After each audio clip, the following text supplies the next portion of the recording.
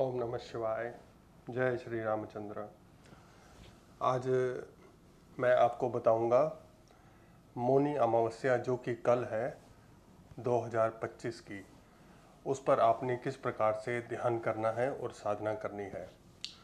हालांकि यह आज जो हमारा मेडिटेशन का ग्रुप है उसकी क्लास होनी थी, लेकिन थोड़ी सी टाइम मैनेजमेंट गड़बड़ हो गई, जो कभी कभी हो जाती है क्योंकि बहुत सारे लोग अलग अलग टाइम जोन में हैं। भारत के अलावा भी अलग अलग देशों से लोग जुड़े हैं, तो इसलिए थोड़ी सी मिसमैनेजमेंट हो गई, गलती हो गई मुझसे। तो उसके लिए मैं क्षमा चाहता हूँ आप सबसे। I really sorry about that. और तो मैंने सोचा कि अब आज अच्छे से आपको एक रिकॉर्डिंग वीडियो की करके आपको बताता हूँ कि कल का ध्यान और कल की साधना आपने कैसे करनी है। देखिए, सबसे पहले तो एक सुबह सुबह दिया जला के ना, तेल का या घी का दिया आप जलाकर अपने पूर्वजों को, ऋषि मुनियों को बहुत बहुत इस बात का धन्यवाद दें कि एक ऐसा दिन उन्होंने खोज निकाला जिस दिन हमें शांत रहने से लाभ होता है। मौन रहने का भी एक दिन है। जरा सोच कर देखिए इस बात को। जो आपकी भाषा है, जो आपकी बोलचाल की विधि है, जो आपकी बोलचाल का व्यवहार है, उसको शांत कर दें आप इस दिन मौनी अमावस्या, उसका भी आपको आध्यात्मिक लाभ होगा। अनेक तरह के कार्य करने के अलग अलग शुभ दिन हैं। चुप रहने का भी एक दिन है। कितनी बड़ी साइंटिफिक खोज होगी ये स्पिरिचुअल वर्ल्ड में कि हमारे ऋषि मुनियों ने, हमारे पूर्वजों ने चुप रहने का भी एक दिन खोज निकाला। तो उस दिन आप सबसे पहले उन्हीं पूर्वजों को, हमारे ऋषि मुनियों को धन्यवाद प्रकट करें। एक दिया जलाकर अपने घर में, अपने पूजा स्थल पर या किसी मंदिर में जहां आप आसानी से जा सकें। उसके बाद जैसे मैंने कहा कि मौन रहना है आज, सबसे पहले जरूरी है मौन रहने के लिए अपने में स्थित रहना। अपने में स्थित रहने का मतलब है, एक शब्द से मैं आपको इसका मतलब बताता हूँ, वो है स्वस्थ। एक शब्द है ना हमारे पास, स्वस्थ, जिसका मतलब होता है अंग्रेजी में हेल्दी, लेकिन संस्कृत में इसका अर्थ हेल्दी से बहुत ज़्यादा गहरा है। इस शब्द का अर्थ है जो कि स्वयं में स्थित हो, वो स्वस्थ है। अब स्वयं में स्थिति का मतलब क्या है कि आप अपनी बाहर की ओर बहती हुई ऊर्जा को भीतर ले आएं, अपने अंदर, अपने स्वयं में स्थित हो जाएंगे। वो स्थिति है स्वयं की। अब अगर आप अपने आसपास नज़र घुमाकर देखें, मोबाइल फ़ोन में, टीवी में, न्यूज़पेपर में, सब जगह आपको ये बताया जा रहा है कि अगर आपको कोई समस्या है ना, तो आप ये खा लो। वेट लूज़ करना है तो ये खा लो। नींद नहीं आ रही तो ये खा लो। कुछ पी लो, कुछ बीज पानी में मिला के पी लो, कुछ तेल के साथ लगा के खा लो। खा लो, खाओ। इतना हमारे को ब्रेन वॉश कर दिया है हमारा कि कोई भी ये नहीं बोल रहा कि आप उपवास करो, कोई नहीं बोल रहा आप योगाभ्यास करो, कोई नहीं बोल रहा आप थोड़ा एक्सरसाइज करो, शरीर में से पसीना निकाल के बहाओ। हर कोई बोल रहा है कि कुछ खा लो, क्योंकि वो एक मार्केट का हिस्सा है, बाजार का हिस्सा है, और आप एक भोक्ता हैं, उसके कंज्यूमर हैं। तो ये जो स्थिति है, आपको ये एग्जाम्पल मैंने क्यों दिया, ये स्वस्थ रहने से बिल्कुल विपरीत स्थिति है। इसमें आपकी सारी ऊर्जा बाहर है, क्योंकि आपको पता लग गया कि मेरी हर समस्या का समाधान बाहर है। सब कुछ बाहर ही तो है। खाने की वस्तु भी बाहर है, पीने की वस्तु भी बाहर है, कुछ और उपाय करना है वो भी बाहर है, भीतर कुछ भी नहीं है। लेकिन मैं आपसे बिल्कुल उल्टी बात कर रहा हूँ।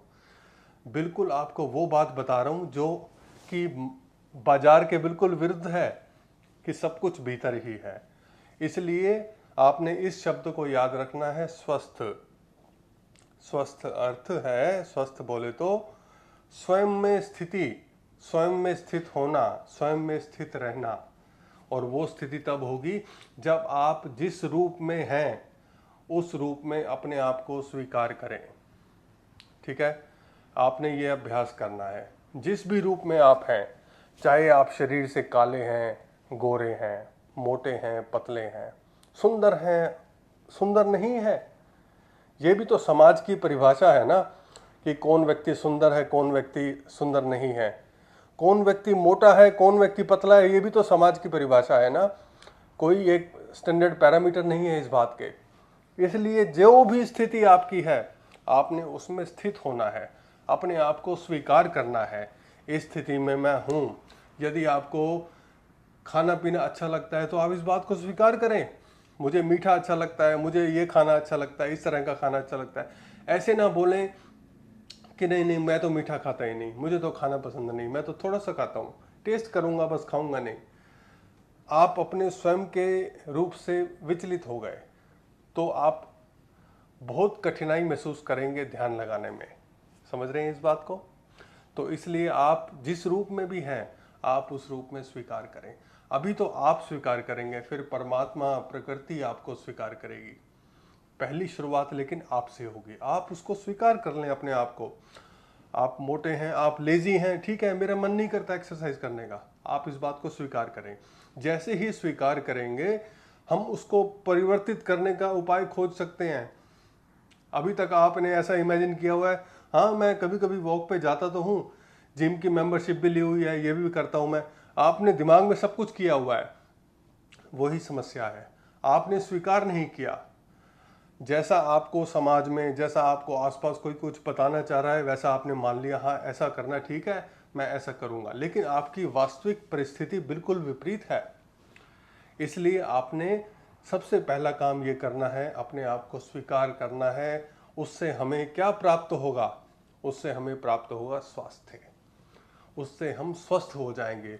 मोटा व्यक्ति मोटापे में खुश हो जाएगा, पतला व्यक्ति दुबलेपन में खुश हो जाएगा, काला कालेपन में खुश, गोरा गोरे, जो जहाँ है वहाँ वो खुश हो जाएगा, प्रसन्न हो जाएगा, तृप्त हो जाएगा। वो है ध्यान की शुरुआत। उसके बाद आपने शांत रहना है। जैसे मैंने आपको पहले भी बताया था कि आप ऐसी व्यवस्था कीजिए एक दिन के लिए अपने काम के स्थल पर या अपने घर में। आप अपने घर के परिवार के सदस्यों को बोल दीजिए मैं कल जो है शांत रहूँगा, एक दिन का मेरा मौन है। या कम से कम जैसे आप बाकी फास्टिंग करते हैं, सूर्योदय से लेकर सूर्यास्त तक, ऐसे आप फास्टिंग करिए बोलने की। सूर्योदय से सूर्यास्त तक, सनराइज से सनसेट तक आप कुछ बोलेंगे नहीं। तो आप ये भी ऐसे भी कर सकते हैं इसको। और कोशिश करें कि लिख कर भी व्यवहार ना करें। मैं तो ऐसे चाहता हूँ। मेरे लिए ये करना थोड़ा आसान था क्योंकि मैं बहुत साल अकेले रहा, 15-16 साल मैं अकेले ही रहता था, तो मेरे पास कोई था ही नहीं बात करने के लिए। तो इसलिए थोड़ा आसानी से ये क्रिया हो पाई और अच्छे से मैं इसको कर पाया। मैं समझ सकता हूँ आप परिवार के साथ, समाज के साथ रहते हैं तो थोड़ा एक गैप बना ली। जैसे मैंने आपको बताया, एक टाइम फ्रेम बताया, सनराइज से लेके सनसेट तक, ऐसे कर सकते हैं आप। और अगर तब भी ना हो, जितने कम शब्दों से काम चले उतने शब्दों से काम चलाएं। उतने ही शब्द बोलें जितने बहुत ही ज़रूरत हो। आप ईमेल की तरह व्यवहार ना करें, टेलीग्राम की तरह व्यवहार करें।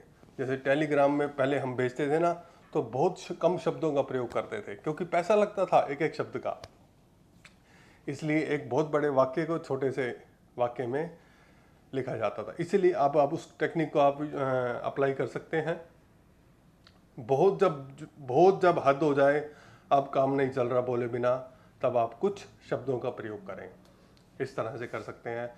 और जो लोग पूरा ही मौन रहेंगे उनको 4-5 बार भ्रामरी प्राणायाम का अभ्यास करना होगा। ऐसे करना है वो अभ्यास आपने, लंबी श्वास लेकर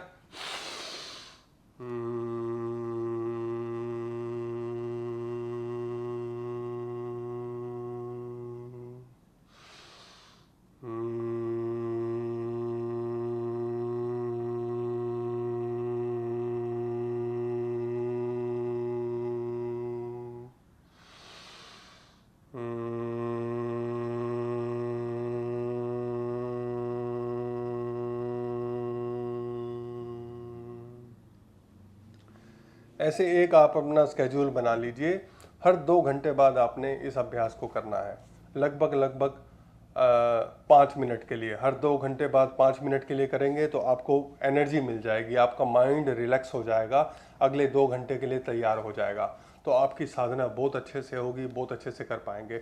जो आपकी नेगेटिविटी आ जाएगी या बहुत आपका मन करेगा बोलने का या आपसे रहा नहीं जाएगा ना जब, तो आपको ये भ्रामरी प्राणायाम बहुत हेल्प करेगा। मैं एक किताब में पढ़ रहा था कि जब कैदियों को कई साल के लिए अलग अलग कोठरी में बंद कर दिए थे ना, तो वहाँ पे मच्छर मक्खी छिपकली उनसे भी बातें करने लगते हैं।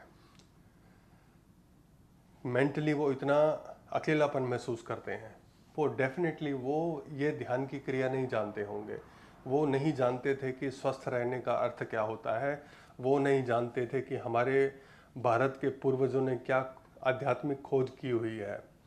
अन्यथा वो इतने उतावले ना होते किसी से बात करने के लिए, सिर्फ आंख बंद करके भीतर जाते और सारी ऊर्जा को भीतर इसका प्रयोग करते, जिस तरह से आप इसको करेंगे। और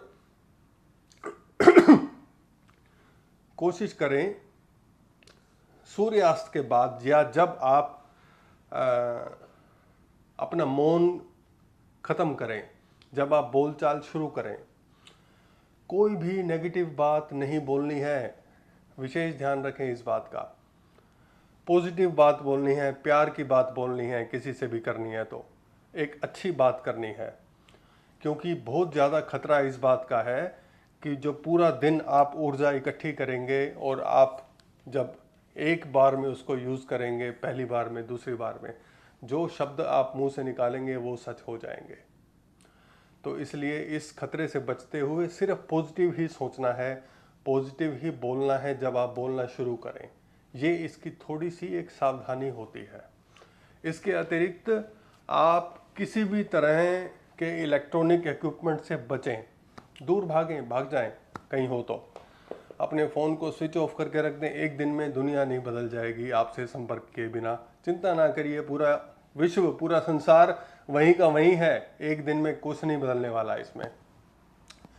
और कोई भी किताब पढ़ने से बचें, कोई भी लेखन का काम भी ना करें और किसी प्रकार का संवाद भी किसी से ना करें। कोई गाना भी मन के भीतर गुनगुनाना नहीं है, कोई मंत्रोच्चारण भी करना नहीं है।